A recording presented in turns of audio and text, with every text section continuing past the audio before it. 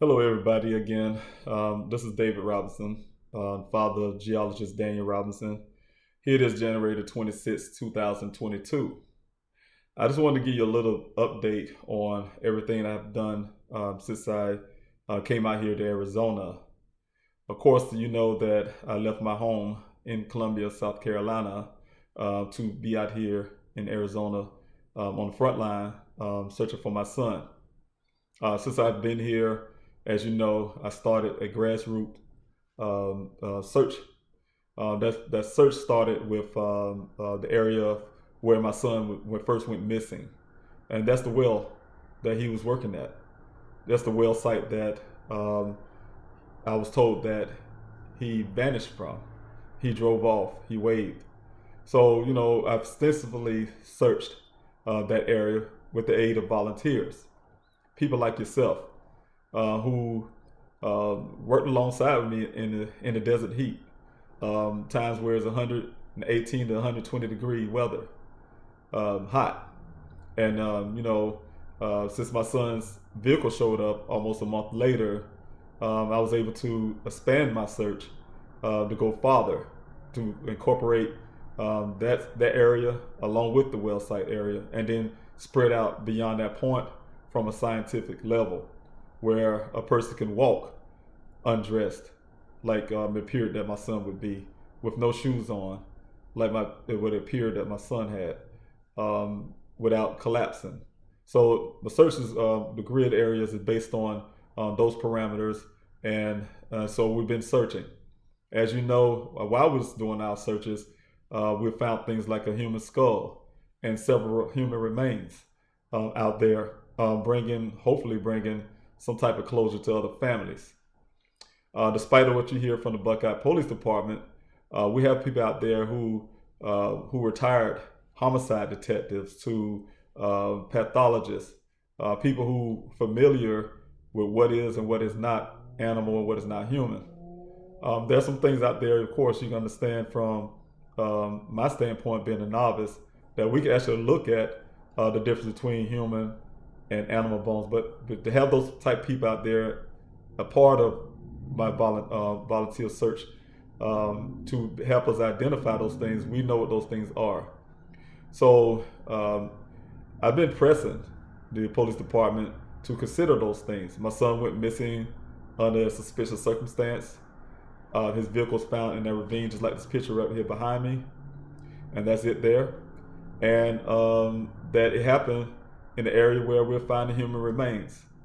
Not only did we find human remains, we also find things like article of clothing. We found a pile of clothing not too far from the well site where my son went missing that appeared to be in the same way that my son's clothing was set. And we gave those things over to the Buckeye Police Department. So everything that I found and all the hard work that I've been doing with my volunteers out there in the desert, we turned that over to the Buckeye Police Department, and we don't hear anything much about it after that fact. We don't see any movement on my son's case, whereas that suspicious circumstances turned to a possible criminal case, and we don't see an investigation. One thing I want to make clear is that after my son's vehicle was recovered, I decided to get a private investigator, and that's only because the Buckeye Police Department gave me their theory about what happened to my son, and their theory is to say that my son undressed himself after crashing his car.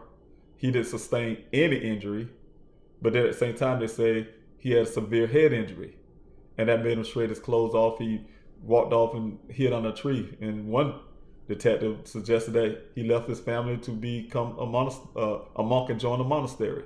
So, after hearing those kind of theories, yes, I had to get my own private investigator. But I can tell you the vehicle was found by a rancher on July the 19th. But on July 20th, the next day, the Buckeye Police Department turned this vehicle over to me after an hour after they alerted me that my son's vehicle was found. I was threatened that if I didn't have that vehicle removed that day, they was gonna have it removed and have it towed to a towing facility where I had to pay towing fees. Y'all need to know that after I literally seen this vehicle for the first time in my life in the condition that it was in, you can imagine I was very devastated. I was in shock. I didn't know how to think. And that's the first thing I had to hear from that detective is getting this vehicle out of their compound. So, of course, I asked this man that pleaded to give me at least 3 days. I'm not from Arizona.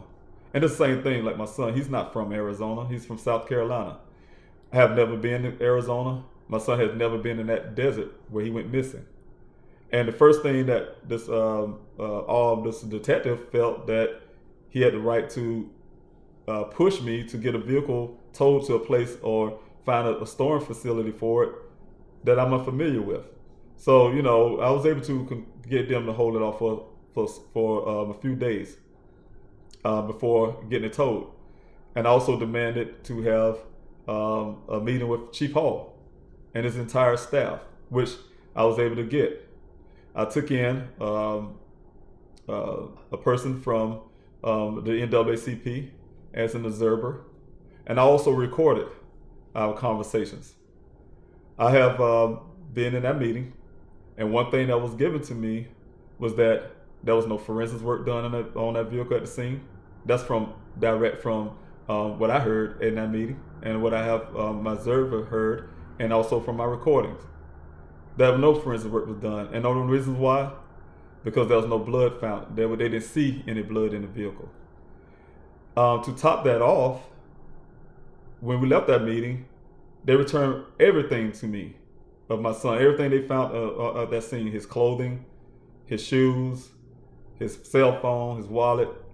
If they was doing an investigation, why were they turning all those things over to me? They wasn't doing an investigation. In fact, I didn't understand what those markings on the bags were. They had stickers on the bag. I never opened up the bags. I never checked the bags they gave me. I put all that stuff in the trunk and took it to my hotel. When my investigator came along, I passed it on to him. He explained to me what those things were.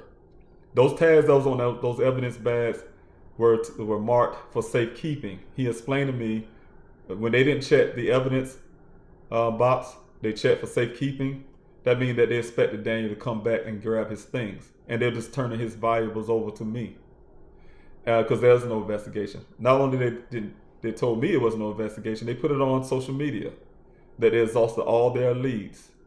They have nothing else to investigate.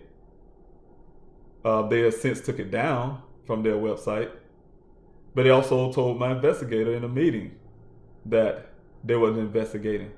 But since we had the pressure now of the public, now they decided to call it an investigation. But how can you investigate without evidence? How can you investigate without the things that you turned over to me, the vehicle, or anything?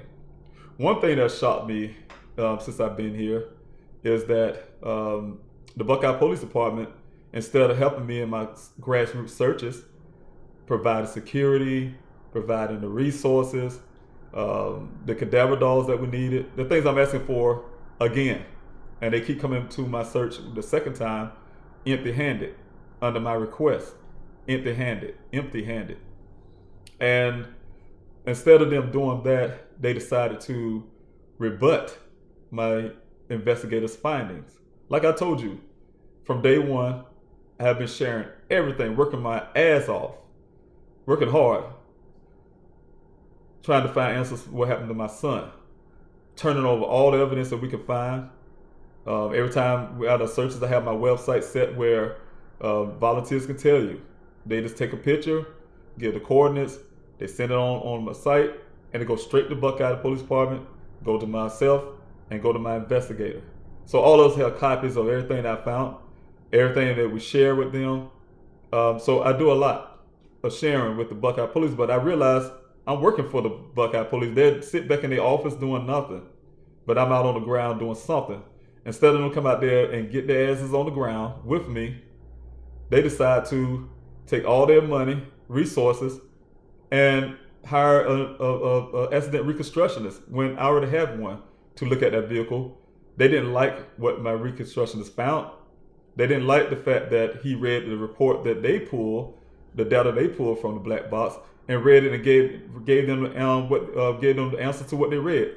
Instead, they hired a uh, accident reconstructionist who have never even seen my son's vehicle, never even touched it, didn't physically see it at all, but working from third-party pictures and making conclusions.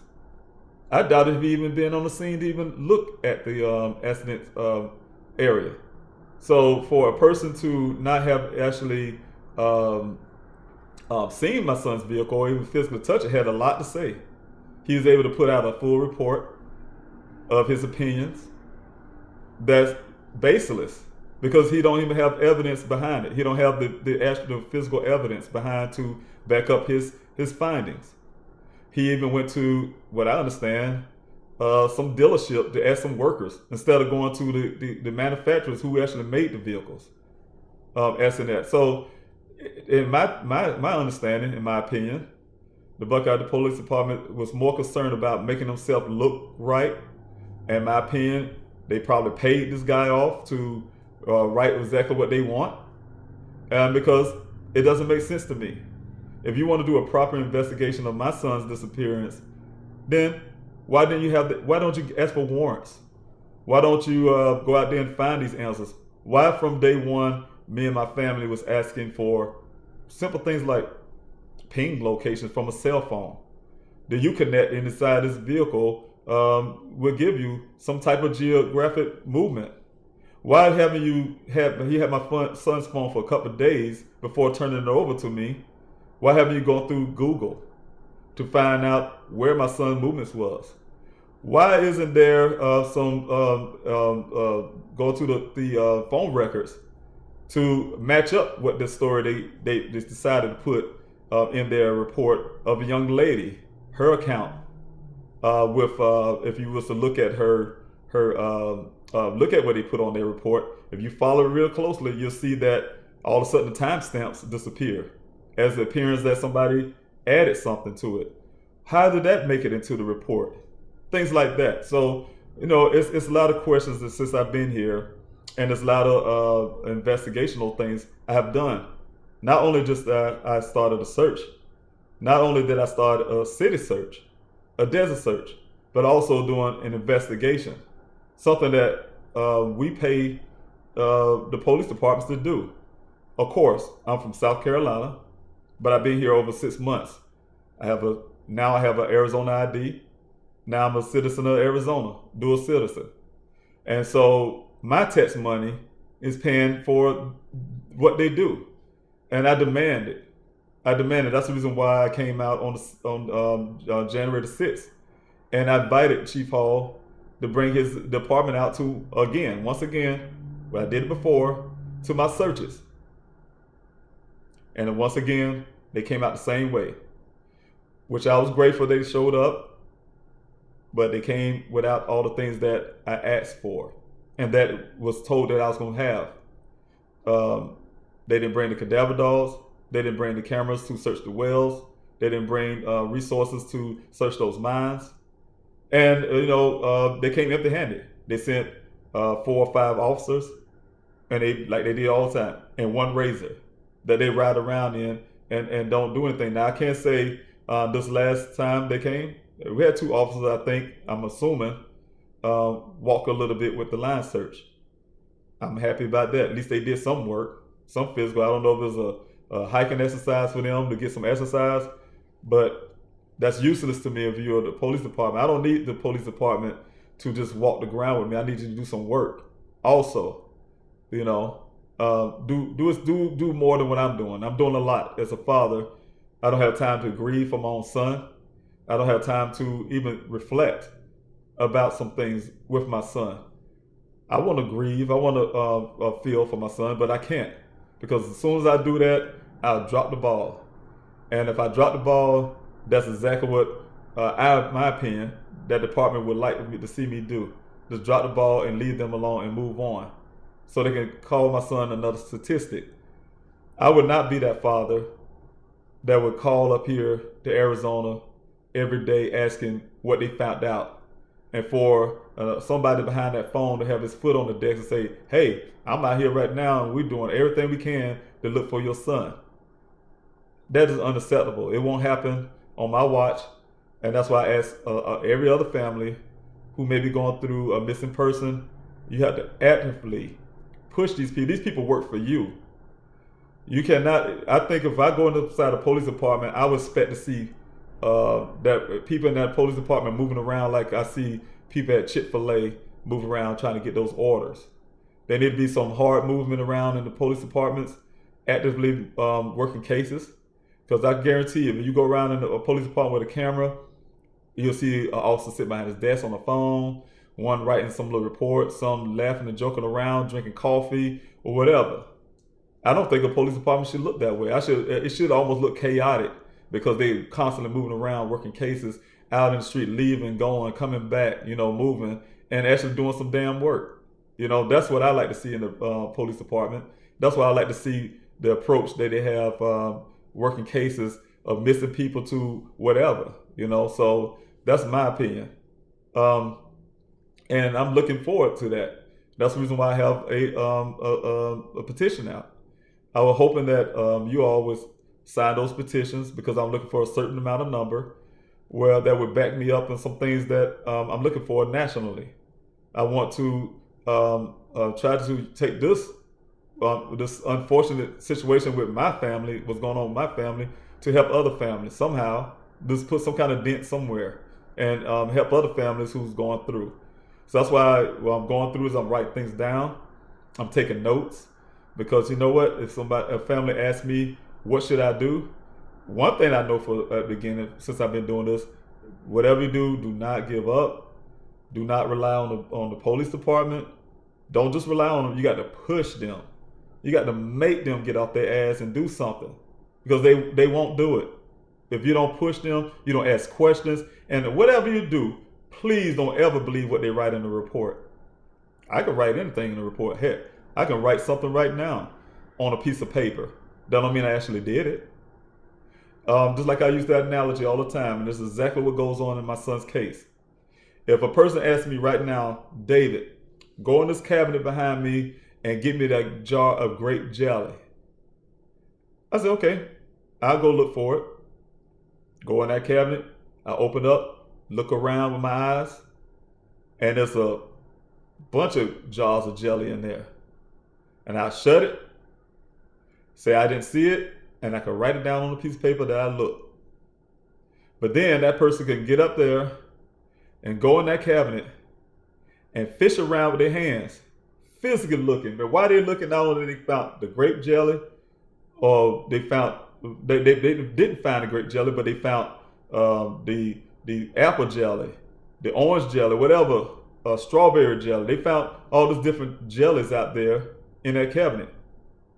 But they out there actively, still constantly looking for this grape jelly. That's exactly what's happening in my son's case. I've been out here from day one, actively looking for my son. And while looking for him, we found other people's remains. So I asked the question, if anybody can ask the question, if Buckeye did what they say they'd done, which I know now they didn't even do use a cadaver dog at my son's where he was at the well site where he was last seen. They didn't look down in the well to make sure he wasn't somebody did something to him and put him in there. I can say that since I've been here, I've been doing the work. So I look at this whole matter with Buckeye, and I'm not a person to sit here and try to bash the police. That's the last thing I would do, is bashing the police. I just put the facts where they are. That's the facts. They have not been here to do anything other than write something on the paper. And that is unacceptable.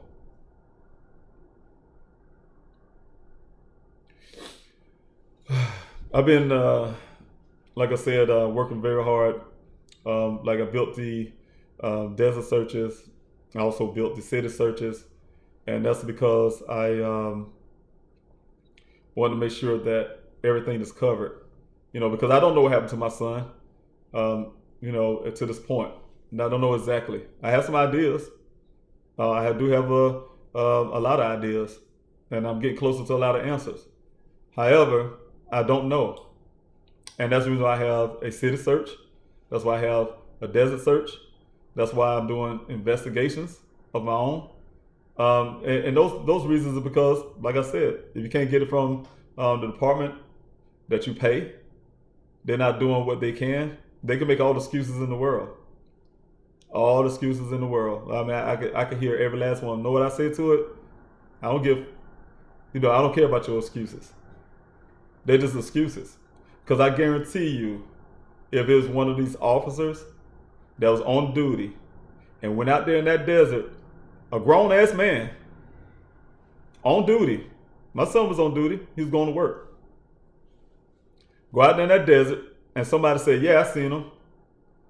And he just waved off and drove off in the desert and he never seen again. And the patrol car was found the way my son, they were still to this day, been scrutinized everybody, use all the resources they can. It'd have been national news. It'd have been all over the place to try to find this one officer who was a grown ass man who waved off and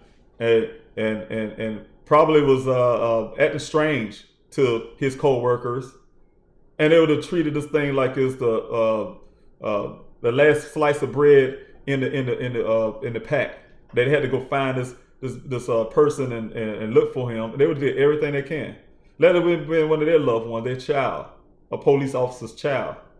You think they're gonna be making excuses about freaking resources? No, they're not. They'll be out there every day, night, everywhere. You burn up all kind of tax money to go find this person. That's the kind of stuff I'm expecting them to do for my son. My son is just as important as any of their officers or any of their damn children. He's just as much as important as they are. And it's a damn shame that I've been here since June the 26th doing their job. Money, a job that we paid them to do. Money they collected to feed their families and stuff. And they're not doing that. But then I got Chief Hall accusing me of holding back evidence. Why the hell you ain't get no fucking evidence? Excuse my expression. Why you ain't gonna get your evidence of your own?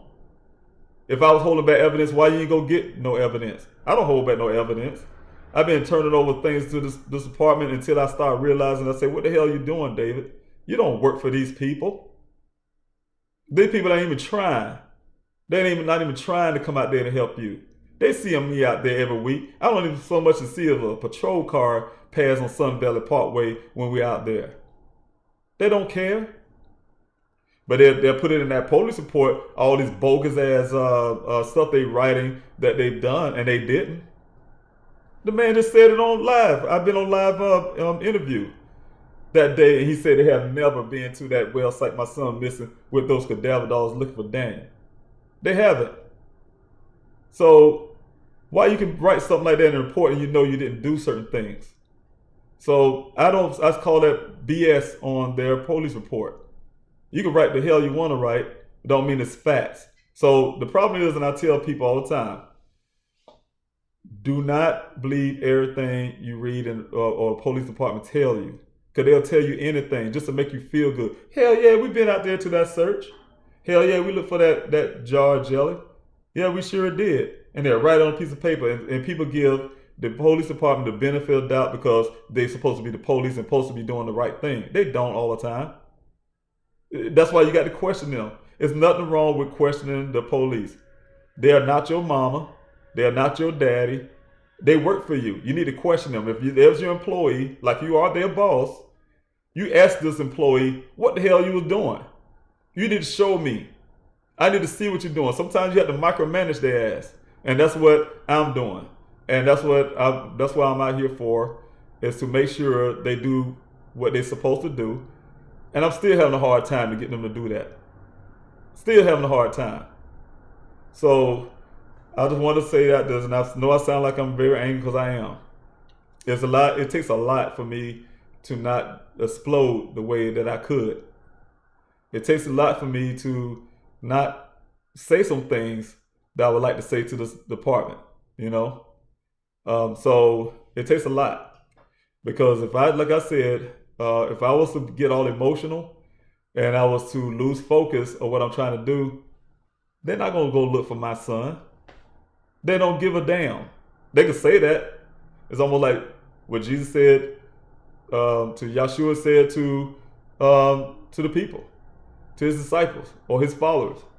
Hey, they honor me with their lips, but their hearts are far from me. Yeah, they can say it all they want to. Oh, we care.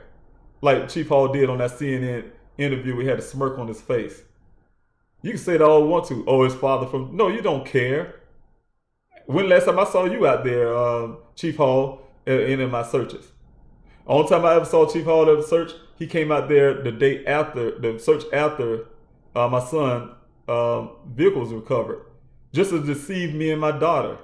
Deceive the volunteers. He volunteered, came out there and with his truck and got out and said, hey, y'all want to know where this vehicle was found?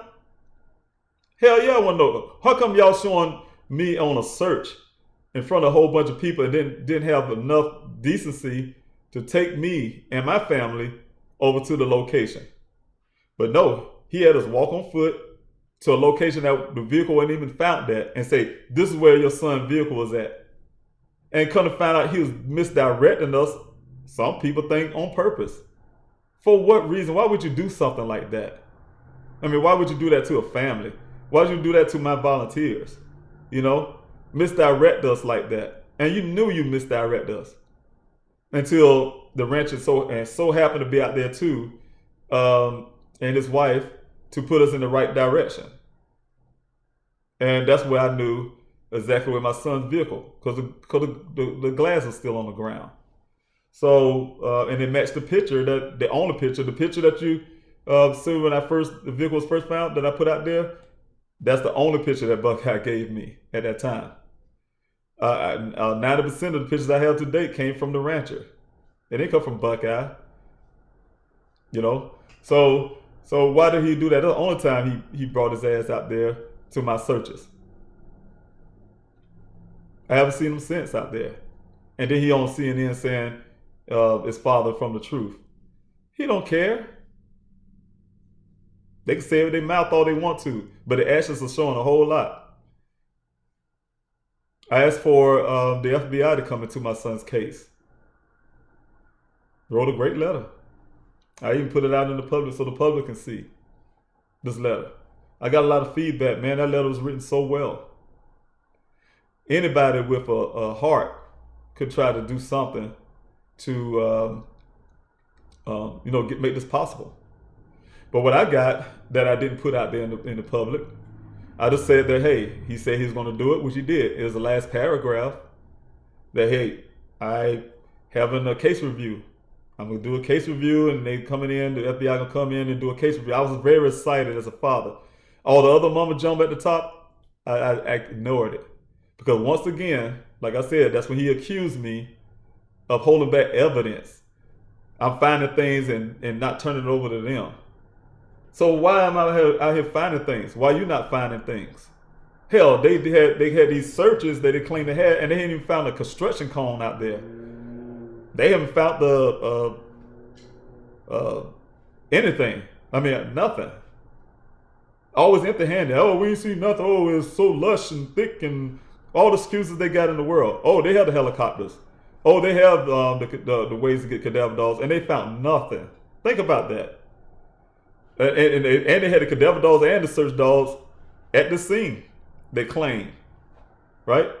I could talk a lot about that too. But they claim. Yet, they didn't see that human skull that was on a few hundred feet from where that vehicle was found. Interesting. You know? So like I said, they didn't come out there to help. They just find excuses. It's excuses after excuses after excuses, and I'm tired of it. I'm just done. So people need to understand that I'm out here trying my best. I'm trying my best. I just put it that way. I'm trying my best. This is my son, and I'm asking everybody to, if they know anybody who have loved ones missing, to use this as an example. Sometimes you have to. I think most times you're gonna have to fight hard. And I'm doing all of this and still probably won't ever get answers. I don't know. In my faith, I think I will. I'm gonna find my son. But at the same time, you can do all of this, and at the end of the day, one thing you can say is you tried, but you can always look at that police department and know that they didn't really try. You know what I'm saying? So sometimes even if they try something now, I can say, it's a little too late for what you're doing. And they proved it over and over again. I'm still waiting on this phone call as I'm talking on this video. Empty promises ever since the 6th, January 6th, and it's the 26th. Empty promises. They came out to searches with another excuse. Oh, we're gonna do it today. We're gonna get the stuff out today. Then I caught the lieutenant about to drive off. That's the way he's going. Oh yeah, we couldn't do it today. We're gonna have it coming Monday or Tuesday. That Monday, Tuesday came and went by. Then they call me again on Thursday and say, oh, we can't do it this week. We'll have to do it next week. And but I'm gonna be on vacation till Thursday, which will be this Thursday. I'll be on vacation, but the guys, they coming out and they gonna call you, and and I have all this on recording, everything. So they can never say they never said all this stuff. I record everything, and I'm still waiting. The day is the 26th. I'm still waiting, and that's the same approach that they have done from day one. Make you wait. I called them about searching for my son on day one. Excuses. Which I give Officer Cruz a benefit of doubt. He seemed like a very pleasant, great officer to me. In my opinion, I don't know the man, but his attitude was very great. Explained to me that he couldn't go out there in the desert at night because it was night, but he's gonna go up and down Sunny Valley Parkway, which I didn't know what that was at the time, to see if he on the side of the road. I appreciated that, but I didn't sleep that night. I stayed up the entire night. Pacing floor, talking back with that Officer Cruz. He gave me updates what he was doing, like police should. And then the next morning, because he's getting off shift, another officer took over. That's when the hell began. This officer said they're going to have the helicopters go out, and then called me back an hour later and say it's not going to happen. Because the higher ups, I'm sure it's probably Sergeant Hanneman or somebody like that, said it's unauthorized because my son is a grown man and he can disappear if he wants to. How you know he wanted to disappear? You're making assumptions about something that you didn't even know because you didn't care, because it's not your child, it's not your family member. So, like I said, they approached it the same way from day one. They literally just didn't care. And then waited several days later to do that, what they call their first search. What's that, on the 26th? Well, they got the 25th on their report. But actually, they're gonna put a day before to make it better. No, it was on the 26th when I got here. And y'all had this search going on, and you claimed that you did. But it's kind of weird. I asked about that to the gentleman that was at the well site. Asked him because I had to go there to talk to this guy face to face. They would tell me my son somehow disappeared. This man had to look me in my eye, man to man. This had to happen.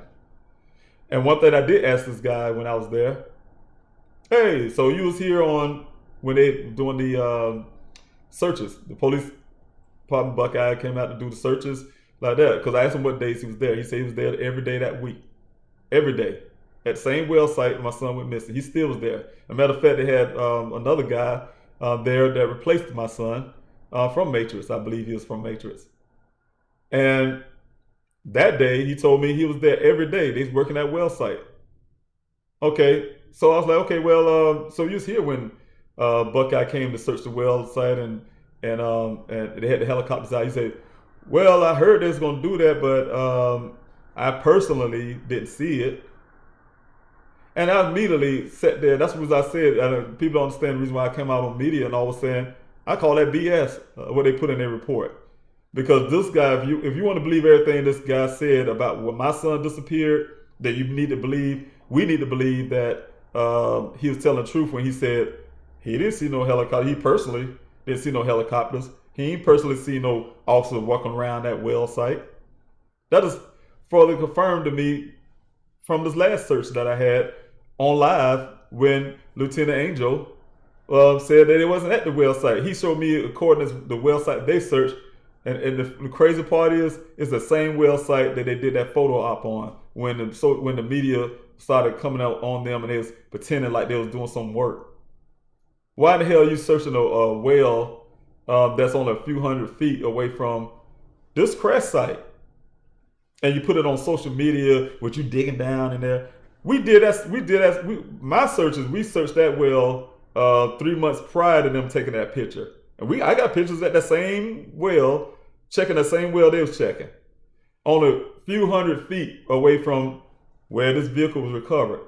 When they put on their report that they did this extensive, hard search, and the way they told me, they put it a little different when they put on the report. They personally told me, Detective Biffin, we searched, we was on the ground, we had officers on the ground, we had cadaver dogs, we had 2 cadaver dogs, we had 2 search dogs, and we was looking, and we had the helicopter flying low, so low. He said the man was hanging out the window and looking on the ground and said, we're flying so low, if you hold your hand in the air, you can touch the bottom of the helicopter. That's how hard we was looking. Really? And y'all didn't search that well site that was there? Y'all didn't find that skull that was over there? Yeah. I call BS. I call a lot of BS. So I don't give a damn what they write in the fucking report. Excuse my expression. I don't care what they write in that report. They haven't done anything. If I didn't see it, it didn't happen. That's why I asked them in that letter. And that's why I asked them in person. If y'all come to do this thing from now on, I need to be present. I need to see it. I need to see it. And now I understand the reason why when they had called Civil Air Patrol out there, which I showed up, they were shocked that I showed up, and they did. They called Civil Air Patrol out there. One thing they did when I was there with my family, we was going in there to go help search with them. They said they was gonna go and have Civil Air Patrol look for my son. We was going in there with them. You know me, as a father, you can tell by now. I was going there with them. Oh no. Detective Bill, no, you can't come in this gate. The same gate that we use right now to do my searches in. Oh no, you can't come there. Matter of fact, they shut the gate on me. Told me I can't come in and go follow them.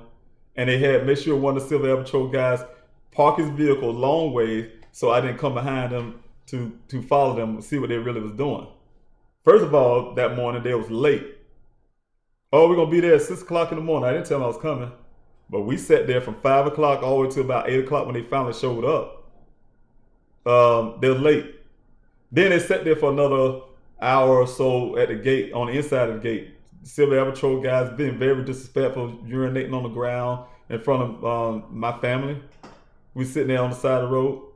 And they finally left after this fixed-wing aircraft came by, going back and forth, doing one pass, which they told me personally they're going to do several passes.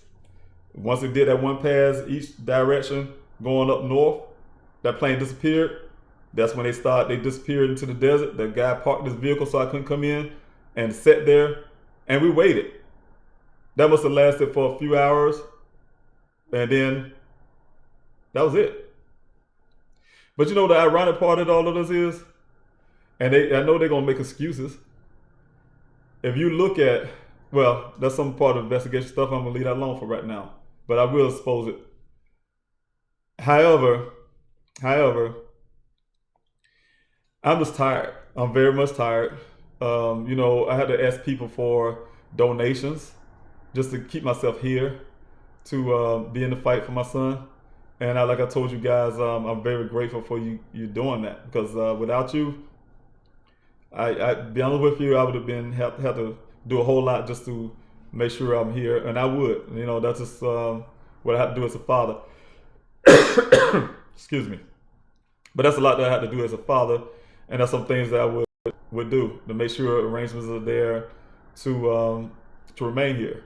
But I thank you guys for making it easier for me to be able to do that, to be here and to fight. So I can tell I'm about to have some issues with my throat, so I'm going to end it here. But I want to thank you for listening. I have a lot more to say, so look forward to more videos. Excuse me. More videos to come. I just want to have opportunities and times to. You may hear me repeat some things, because I'm angry. So I think about some ways to relieve my stress by leaving these videos. This is the first of the several or many that I may do to start talking about some things that is happening in my daily life. Just searching for my son, or to include some things I'm finding or some things I can share. Just to talk about it, just have those kind of discussions, and so hopefully that people can understand what a family goes through when you're actively, trying to find your loved one. And I can imagine what other families are going through, and it's horrible. I just seen doing the interview the other day, and I seen a story before mine, a young lady. I can't think of her name right now.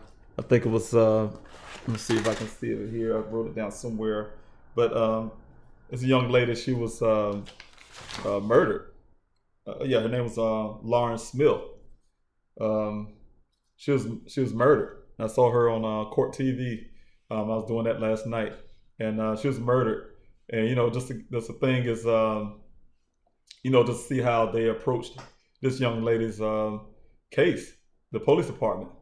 The same thing, and when they was talking about it, it was just so familiar, man. Like, I remember just sitting in the back room, green room in a sense, virtual green room, feeling angry, that this family is going through that, because I know how they feel. I know exactly how they feel. The only difference is they have her. They can physically see what happened to their loved one. I don't know what happened to my son, but I just know how the police department approached their case, and it's a shame, But anyway, her name is Lauren Smith, and I think I know her family. They need justice for what happened, and the guy that was with her last, in my opinion, he need to be put away, and they need to look into it, because it's evidence right there. What I'm saying? And the way they approach this case, just like they did with my son, they destroyed so much. The police department I'm talking about destroyed so much physical evidence to it's crazy, and it makes me angry, because when I look at the way they approach Daniel, this scene right here, just look at it. If you was a person, I say it like this: I would have did a better job than the police department. All emotional.